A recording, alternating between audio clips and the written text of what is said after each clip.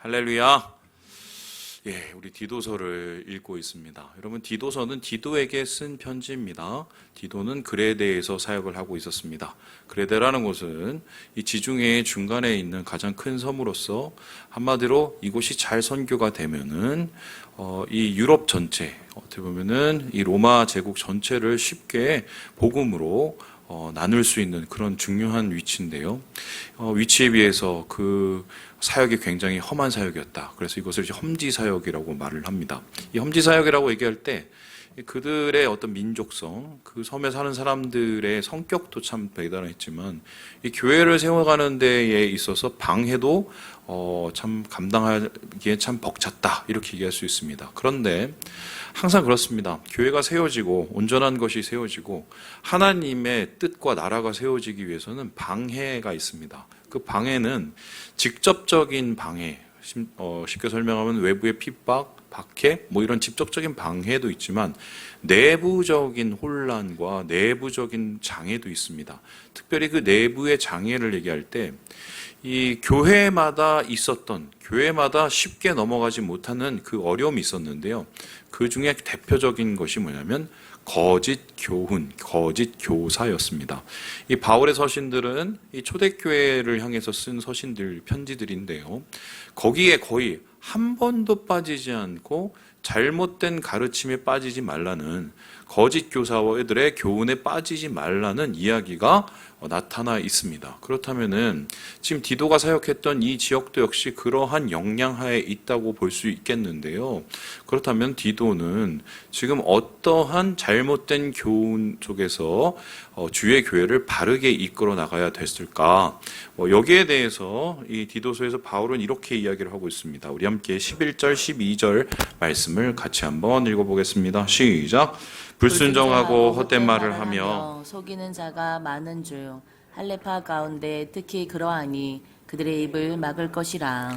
많다라고 합니다. 그 많은 사람들, 불순종, 헛된 말, 속이는 자라고 이야기를 합니다. 그 중에서 아마 디도가 사역했던 그레데라는 이 지역에서는 이 할레페라라는 사람들이 가장 큰 영향력을 나타내고 있었다고 얘기를 할 수 있습니다. 그렇다면은 교회에 장애가 되고 거짓 가르침을 통해서 교회를 혼란케 했던 이 거짓 교사들, 그 중에 가장 큰 영향력을 행사했던 이 할레파들은 어떤 사람들이었을까?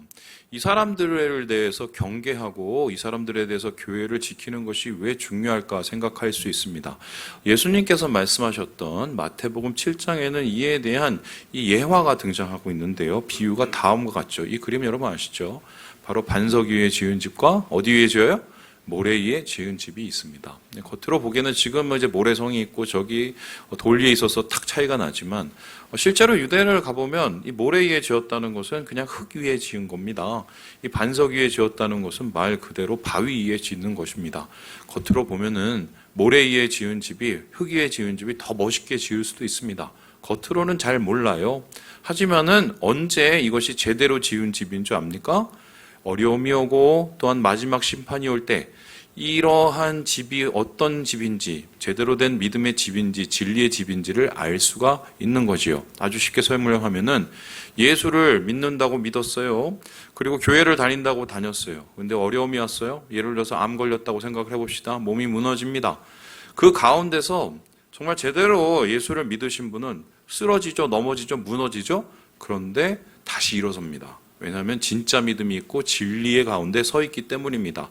그런데 반대로 교회를 다니고 성경을 듣고 예수를 믿었어도 그 마음속에서의 그 신앙의 뿌리와 그 신앙의 밑바닥이 소위 말해서 반석, 진리가 아니라 다른 곳에서 세워지면은 그런 어려움이 오면 무너지고요. 정말 믿음이 송두리째 날아가는 경우도 있어요. 적잖이 있어요. 그래서 우리가 무엇 위에 이 믿음을 세워가고 무엇 위에 이 신앙을 세워가느냐가 되게 중요한 건데, 당시에 이 그레데와 혹은 이 초대교회에서는 잘못된 거짓 사슬과 거짓 교훈 위에 믿음과 신앙을 세우고 교회를 세워서 나중에 정말 그 박해와 어려움 속에서 망가지고 엉망이 되는 신앙 교인들이 있었다라고 얘기를 할 수 있습니다. 그래서 우리는 신앙, 그 기준, 분별이 되게 중요합니다.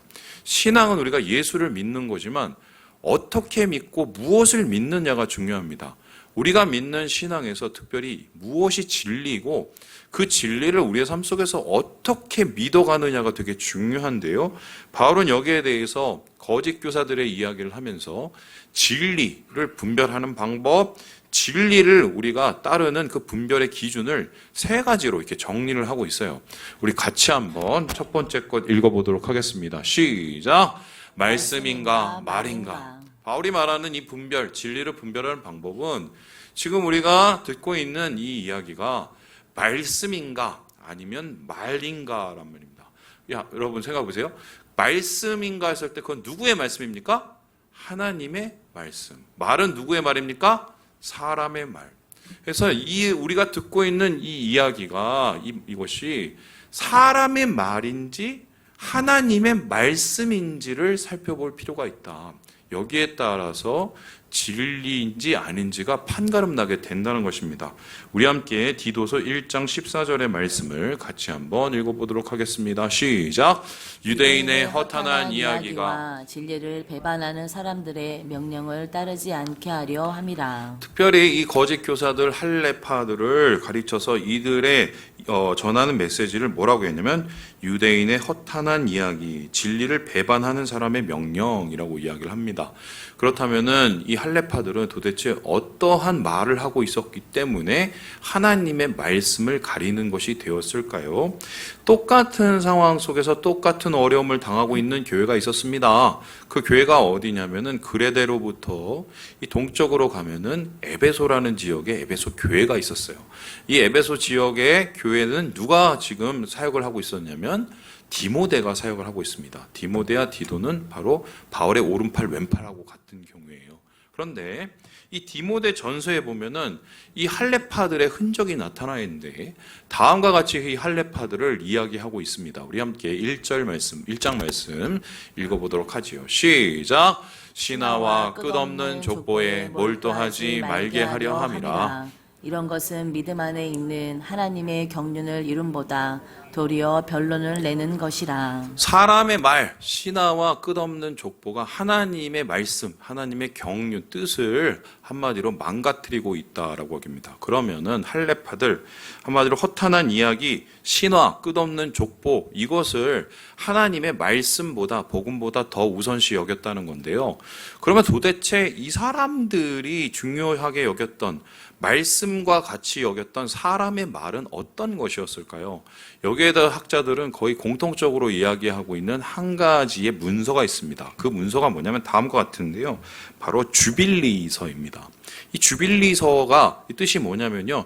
희년의 책입니다. 희년의 책. 이 주빌리라는 것은 기쁨의 해. 그래서 희년척인데 여러분 희년이라는 게 뭡니까? 하나님께서 77이 49, 49년이 되고 50년이 될 때 자유케 해주는 날을 뜻합니다.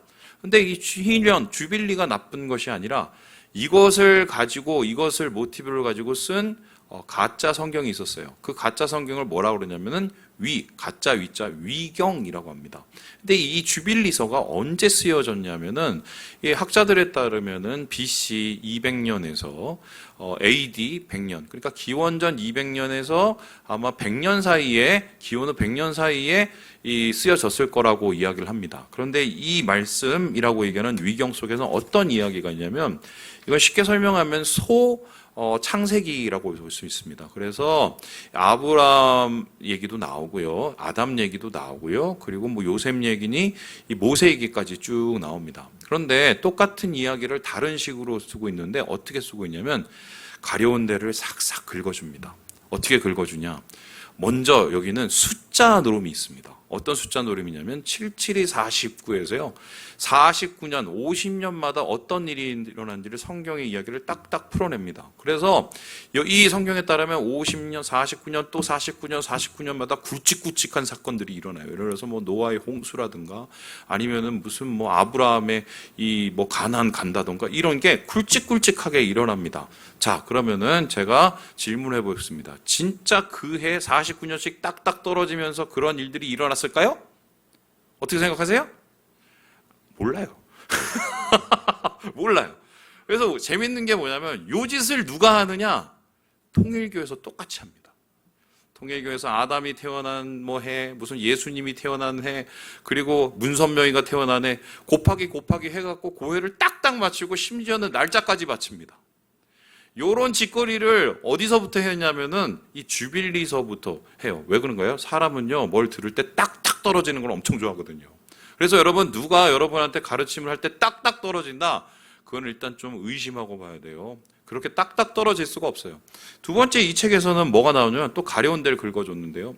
여러분, 성경에 보면은 영적인 이야기라고 해서 소위서 하늘나라에 대한 이야기가 많이 나옵니다. 근데 그 하늘나라에 보면은 하늘나라에 이 영적인 존재가 하나 등장하죠. 뭡니까? 하나님 말고 하나님을 섬기는 누구예요? 천사가 나타납니다. 여러분, 천사의 조직이 어떻게 되는지 궁금하지 않습니까? 뭐 미가엘도 있고, 여러분 아시는 무슨 가브리엘도 있고, 막 여러 천사가 있고, 심지어는 이제 뭐 이 사탄이라고 알려져 있는 루시퍼도 옛날 과거에 무슨 천사의 두목이었다, 뭐 이런 이야기가 전해져 내려오는데 말 그대로 썰썰썰이죠. 그런데 이런 썰썰썰이 이 주빌리서에서는 굉장히 이 정리가 잘 돼 있습니다. 그래서 천상에 대한 이 천사의 계급, 이름, 뭐 이런 게 잘 적혀 있어요. 그래서 마치 요거를 읽으면 어떤 일이 일어나냐면은 내가 모르는 신비의 세계, 성경에 모르는 그 이상의 세계를 아는 듯이 그렇게 말을 합니다. 여러분, 요런 이야기 싹싹 긁어주는 데 있죠? 어떤 이야기입니까? 여러분, 신천지 보세요. 신천지 가면 뭘 합니까? 거기서 무슨 비유로 다 풉니다. 성경을 뭐 씨앗 하면 말씀, 뭐 하면 뭐 이렇게 갖고 그렇게 성경을 다 분해해 갖고 그렇게 성경을 다 풉니다. 그렇게 성경을 믿을 거면 신학교를 왜 나가겠어요? 왜 교수들이 2000년 동안 성경을 붙잡고 고민을 하겠습니까? 그렇게 딱딱 떨어지면요. 고짓을 주빌리서에서 합니다. 이유가 뭡니까? 사람들이 좋아하니까.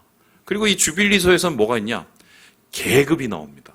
어떤 계급이냐? 아브라함 제일 1등급. 그리고 막 야곱 한 뭐 2등급 이러면서 성경의 인물들을 소위 말해서 계급화 시켜요. 여러분, 이런 짓거리들 누가 많이 합니까? 여러분 아시는 것처럼 이단에 가면 어떻게 해요? 제일 꼭대기에 누가 있습니까? 교주가 있죠. 그 밑에 뭐가 있습니까? 소위 말해서 지파장들 있죠. 그 밑에 무슨 리더들급 있죠. 요런 계급화 시키는 걸 소위 말해서 사람들이 좋아해요. 왜냐하면 어떻게 해요? 예수 믿을 맛이 나는 거거든요. 우리가 지금 임직을 하고 있는데 임직을 하는 거를 마치 계급처럼 생각하면 어떻게 합니까? 내가 대리였는데 대리에서 무슨 과장으로 올라가고, 과장에서 무슨 부장 올라가고, 차장 올라가고, 부장 올라가고. 여러분, 교회가 그런 곳이에요? 이건 섬김을 위한 자리인데 마치 사람들은 그런 식의 계급화 시키는 걸 좋아합니다. 그런 이야기가 그대로 다 적혀 있어요. 그러면은 왜 이렇게 말도 안 되는 이 책을 이렇게 적어놨을까요? 이유는 딱 한 가지인데, 그때 BC 200년에서 이 100년 사이에 어떻게 보면 유대교가 굉장히 위기였어요.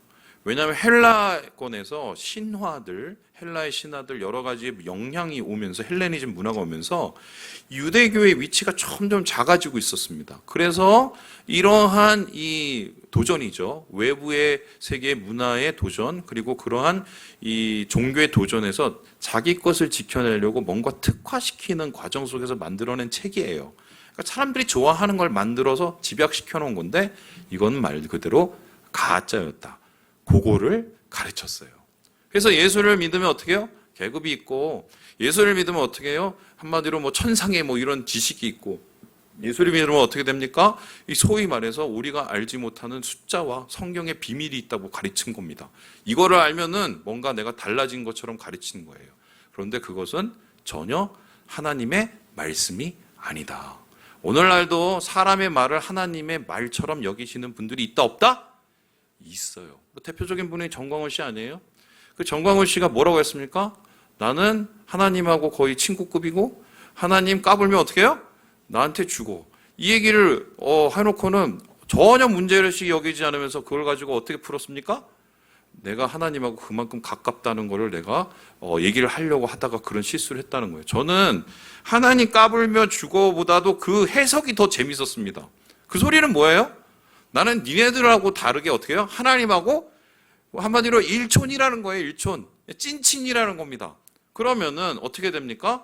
하나님의 말씀도 중요하지만 이 전모 씨의 소위 말해서 말이 거의 하나님급이 되는 거예요. 그러니까 거기다가 성경에 갖다 붙이고 반공 붙이고 뭐 붙이고 소위 말해서 이 적대적인 혐오 감정 붙여놓고 거기에 지금 속아나고 있으신 분들이 소위 말해서 극우적인 발언을 하시는 교회의 일부 부분이세요. 그거 복음이 아니에요. 제가 목회자 양심을 걸고 말씀드릴게요. 그거 복음 아닙니다. 하나님 말씀 아니에요. 하나님 말씀에 어디 그런 게 나와 있어요? 하나님 말씀에 어디 형제를 미워하라는 얘기가 나옵니까? 너희 교회 안에 좌파가 있으니 좌파를 미워하라. 좌파를 배격하라. 이런 말이 나와요? 너희 교회 안에 빨갱이가 있으니 빨갱이를 잡아 죽여라. 이런 말이 교회에 나와요? 말씀에 나와요? 그렇게 교회가 세워졌습니까? 아니에요. 하나님께서는 하나님 말씀에 의해서 우리가 그 위에 신앙이 세워지기를 원하지, 사람의 말 위에 우리 신앙이 세워지는 건 이건 하나님 원하지 않는 잘못된 신앙이다라고 이야기를 하고 있는 것입니다. 두 번째로 그렇다면은 오늘 바울이 전하는 진리의 기준은 도대체 무엇입니까? 우리 같이 한번 읽어보도록 하겠습니다. 시작. 외형인가 내면인가. 이 바울이 말하는 것은 신앙을 자꾸 소위 말해서 잘못된 신앙을 가르치는 자들은 신앙을 계속적으로 형식화시키고 껍데기처럼 만든다는 겁니다. 그런데 예수님께서 말씀하신 신앙은 우리의 뭐예요? 내면과 중심이 더 중요하다고 얘기하세요. 우리 함께 우리 15절의 말씀을 같이 한번 읽어보도록 하겠습니다. 시작. 깨끗한 자들에게는 모든 것이 깨끗하나 더럽고 믿지 아니하는 자들에게는 아무것도 깨끗한 것이 없고 오직 그들의 마음과 양심이 더러운지라. 우리가 예수 믿고 나서 못 먹을 건 없습니다. 하나님 안에서 모든 것이 가합니다. 하지만 우리가 예를 들어서 먹지 않는 이유는 덕을 세우기 위해서 하지 않고 먹지 않을 수 있어요.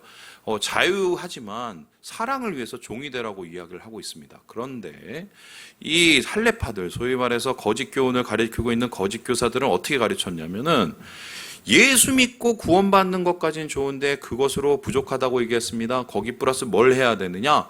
율법의 요구를 지켜야 된다고 얘기를 했습니다. 그 율법의 요구가 어떤 것입니까? 이 구약에 보면요, 먹을 것, 먹지 않을 것 나눠 있습니다. 제가 한번 예를 들어 보겠습니다.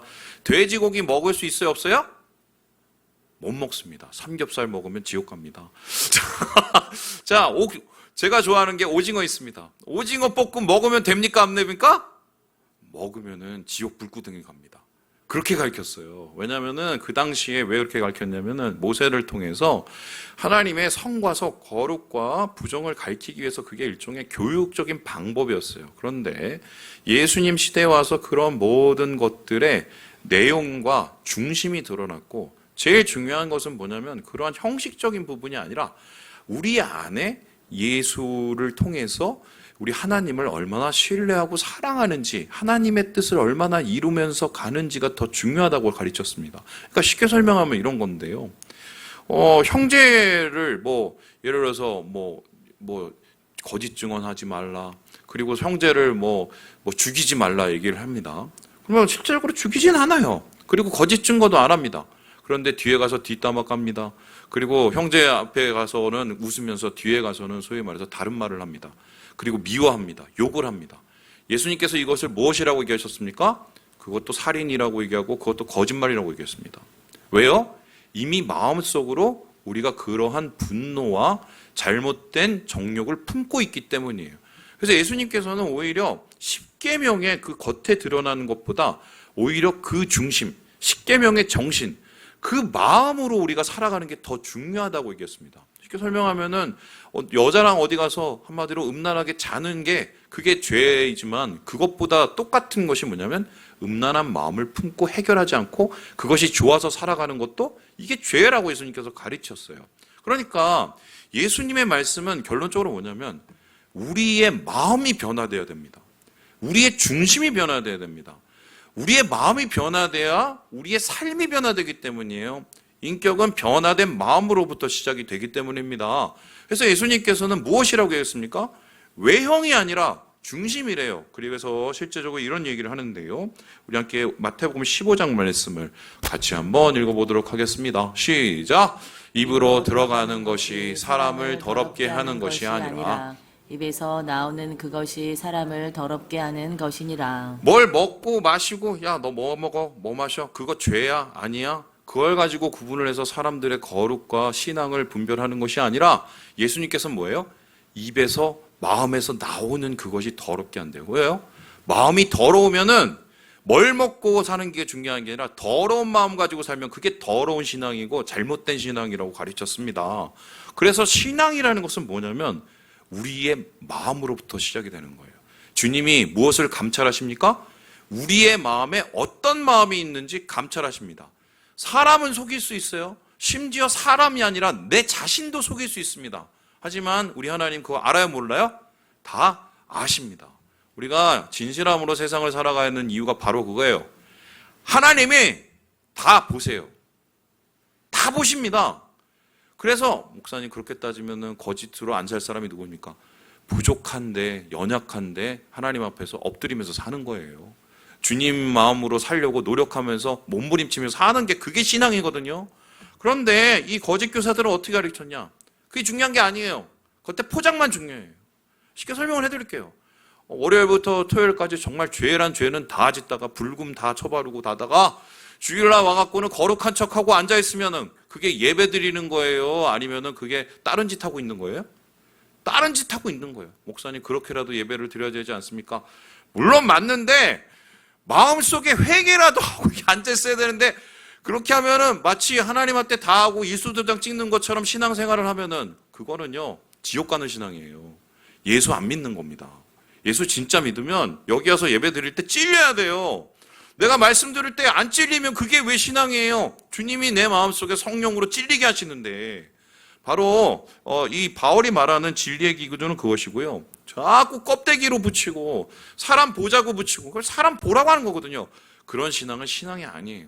주님 보시기에 주님 앞에 내 중심으로 하나님 앞에 마음을 변화됨으로 마음을 찢음으로 드리는 그런 신앙 믿음의 삶이 바로 하나님이 원하시는 진리의 모습이다라고 오늘 말씀을 통해서 이야기하고 있어요. 그렇다면 마지막으로 이 바울이 말하고 있는 진리의 이 기준, 이 분별 방법은 무엇일까요? 우리 같이 한번 읽어보도록 하겠습니다. 시작.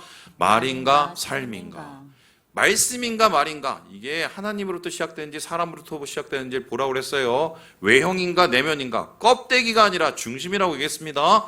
그리고 마지막으로 이것이 진리인지 아닌지를 분별하는 것은 뭐냐면 말로 끝나는가 삶으로 나타나는가입니다. 소위 말해서 열매가 있냐는 거예요. 우리 함께 16절의 말씀을 같이 한번 읽어보도록 하겠습니다. 16절입니다. 시작. 그들이 하나님을 시인하나 행위로는 부인하니 가증한 자요 복종하지 아니하는 자요 모든 선한 일을 버리는 자니라. 말만 잘합니다. 말만 잘해요. 말만 잘해요. 그래도 말이라도 잘하니 그나마 다행입니까? 그런데 말만 잘하고 그걸로 끝나버립니다. 목사들이 그래서 문제예요. 예전에 무슨 그런 책도 있었죠. 무슨 뭐 지옥에 가는 목사들. 진짜 지옥에 가는지 안 가는지 모르겠지만 그 책에서 말하는 게 그 얘기 아니겠어요? 말만 하는 신앙이 신앙이에요? 아니에요. 우리 주님께서는 이렇게 얘기를 했는데요. 우리 함께 마태복음 7장 이 말씀을 같이 한번 읽어보겠습니다. 이거 되게 무서운 말씀이죠. 시작. 그들의 열매로 그들을 알지니 가시나무에서 포도를 또는 엉겅퀴에서 무화과를 따겠느냐. 이러므로 그들의 열매로 그들을 알리라. 백날 말하고 백날 공부하면 뭐합니까? 백날 머릿속에서 집어넣으면 뭐합니까? 그 말과 그러한 지식이 우리의 삶으로 나타나지 않으면 그거는 헛것입니다. 목사님 그러면은 우리가 행위를 해야 행위로 구원을 받는 겁니까? 그게 아니죠. 우리의 구원은 하나님의 은혜로 받는 것입니다. 그런데 은혜를 제대로 받으면 변합니다. 은혜를 제대로 받으면 은혜의 삶이 나타나기 마련이에요. 쉽게 설명을 해볼게요. 여러분 그 얘기 아시죠? 그 빚을 탕감받은 사람의 이야기. 어떤 사람이 10,000달란트를 소위 말해서 한 100억을 어디서 빚을 졌는데 그 빚을 탕감을 받았다고 하면 생각을 해서 까준 거예요. 그런데 그 빚을 까준 그 종의 주인의 은혜가 정말 감사했으면 어떻게 했어요? 아마 그 감사함을 가지고 주변 사람들한테 베풀면서 한마디로 마음 넓게 살 거예요. 야, 내가 그렇게 잘못을 했는데, 야, 이거를 이렇게 내가 다 깎아줬네? 쉽게 설명 이런 겁니다. 우리가 살다가 막 죽을 뻔 했는데, 어떻게 살아났어요? 그럼 어떻게요? 감사하면서 하루하루를 살아가는 거 똑같은 거지요?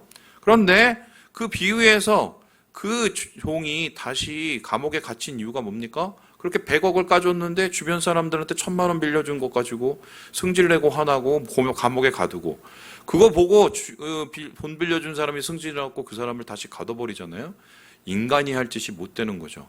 대부분의 사람은 100억 까주면 까진 100억의 은혜로 사는 게 그게 맞아요. 하나님께서 우리에게 은혜를 주셨어요. 은혜로 구원해 주셨습니다. 이 못난 사람을 목사로 세워주시고 여러분을 직분자로 세워주시고 교회로 세워주셨단 말이에요.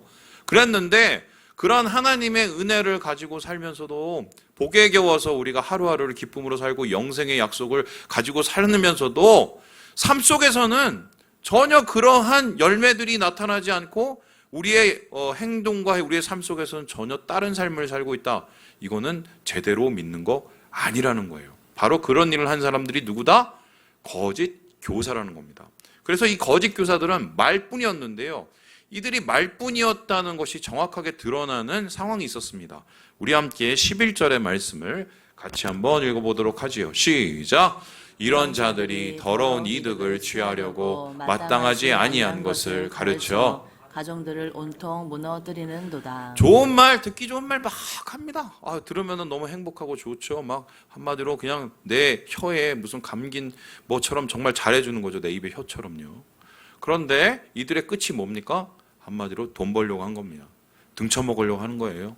그래서 그 돈 벌고 등쳐먹는 그 대상이 나중에 가정이 엉망이 되고 뭐 깨부셔져도 상관이 없습니다. 내 배만 부르면 끝. 사람도 아니죠. 이런 일들을 할 때 이것을 가르쳐서 우리가 진리라고 할 수 있겠냐는 거예요. 이것의 끝은 뭐예요? 한마디로 악한 열매로 끝나는다는 겁니다. 여러분 오늘 세 가지를 얘기했죠? 이것이 과연 거짓 교사들에 관한 얘기일까요? 오늘날 한국교회는 어떻습니까? 여러분의 신앙은 어떤가요? 여러분은 정말 사람의 말이 아니라 하나님의 말씀으로 살아갑니까? 우리는 정말 내면 이 중심을 하나님 앞에 깨트려드리면서 살고 있을까요? 아니면 정말 우리는 삶 속에서 뭔가 하나님 뜻 이루려고 먼저 그 나라와 그 일을 한번 구해보려고 우리는 몸부림을 칩니까? 여러분 그러한 시도들이 우리 가운데 있어야 돼요. 쓰러지고 넘어지고 잘못된 일이 있어도 내가 그것을 위해서 애쓰면 나는 지금 제대로 가고 있는 거예요. 아닌데 어느 순간이 왔었을 때 그거 포기하고 될 대로 되고 남들 하는 대로 살면은 한마디로 그 신앙은 빵꾸난 신앙인 거예요. 자, 그렇다면은 마지막으로 질문 한번 해보겠습니다. 이렇게 말도 안 돼요. 사람의 말에, 소위 말해서 외형적인 거에, 심지어는 삶은 괴판인 이런 사람들을 왜 그레데 사람들은, 심지어 왜 에베소 사람들은 그들의 가르침을 쫓고 심지어는 교회를 분열시키고 다투고 나누기까지 했을까요? 그 이유가 뭘까요? 왜 이 사람들의 말이 그렇게 그들의 마음을 흔들었을까? 여기에 아주 흥미로운 이야기가 나와요. 우리 함께 12절을 읽고 마무리해 보도록 하겠습니다. 12절입니다. 시작! 그레데인 중에 어떤 선지자가 말하되 그레데인들은 항상 거짓말쟁이며 악한 짐승이며 배만 위하는 게으름뱅이라 하니. 이 이야기는 뭐냐면 기원전 한 800년, 이 한마디로 8세기 때 그때 이 철학자 한 철학자로부터 되는 이 그레데인에 대한 평가였어요. 그 사람도 철학자 그레데인 평가였는데 선지자였는데 자기 이 동족이지만 지겨운 거예요. 이 사람들이 정말 이 모양인 거예요. 뭐라고 얘기했습니까? 야, 맨날 거짓말만 하네. 맨날 못해요. 악한 일만 하네. 맨날 지 배만 채우네. 야, 이러고 가서 무슨 사람이냐? 이거 정신 나갔어. 그래서 자기 동족들을 그렇게 고발을 했습니다. 그런데 여러분 보세요. 거짓말쟁이, 악한 일을 하는 짐승, 배만 채우는 게으름뱅이, 삶은 하나도 없는 거. 누구하고 똑같습니까? 아까 얘기했던 거짓 교사들 행동하고 말하고 똑같죠? 그러면 아주 이제는 결정적인 걸 알 수 있어요. 왜 그레데 사람들은, 왜 에베소 교인들은, 왜 초대교회 교인들은, 심지어는 한국교회 교인들은 그런 말도 안 되는 가르침과 말도 안 되는 이 거짓 교훈에 오늘도 유혹당하고 넘어가고 있을까? 세상의 가르침과 똑같기 때문이에요. 편하거든요. 그래서 아주 제가 단호하게 말씀드릴게요. 누가 앞에서 설교를 해요. 누가 앞에서 뭘 가르쳐요. 누가 앞에서 뭘 진리라고 얘기를 합니다. 그 말이 너무 좋고 너무 편하게 들리시죠? 가짜라고 보시면 돼요. 그런데 하나님의 말씀을 들었어요. 예수님 말씀을 들었어요. 그리고 강단에서 선포된 말씀을 들었어요. 찔려요. 뭔가 괴롭습니다. 내 마음에 뭔가 쓰림이 있습니다. 그건 진짜예요. 왜요? 말씀을 통해서 변화가 일어나는 과정이기 때문이에요. 말씀을 마칩니다. 사랑하는 여러분, 진리는 편하지 않아요. 편하지 않으니까 진리예요. 쉬운 길이면 진리가 아니에요. 그건 넓은 길이에요. 진리는 좁은 길이에요. 하지만 좁은 길로 가야 됩니다. 왜요? 거기로 가야 생명이 있기 때문이에요. 주님 안에서 참된 진리로 나아가시면서 생명을 누리시는 우리 모든 사랑하는 형제 자매들 되시길 주님의 이름으로 축원합니다. 기도하겠습니다.